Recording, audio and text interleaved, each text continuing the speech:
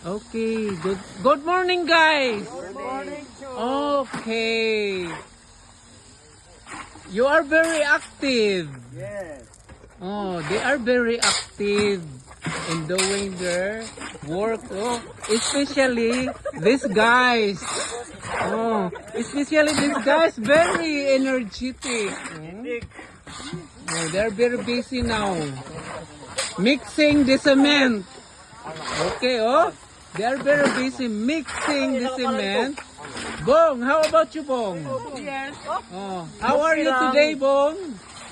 You are fine. You are fine. Okay, that's it.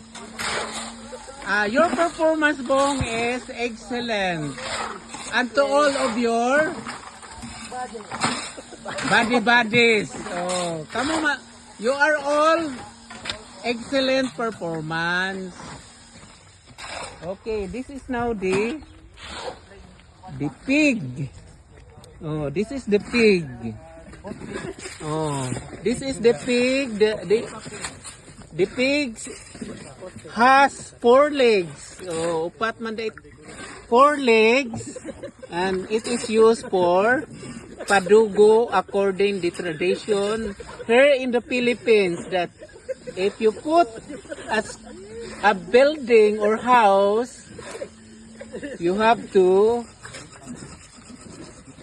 have a padugo, so that this building will be blessed by our Almighty Creator. Okay, that's it for now. This is day 7. Thank you for watching.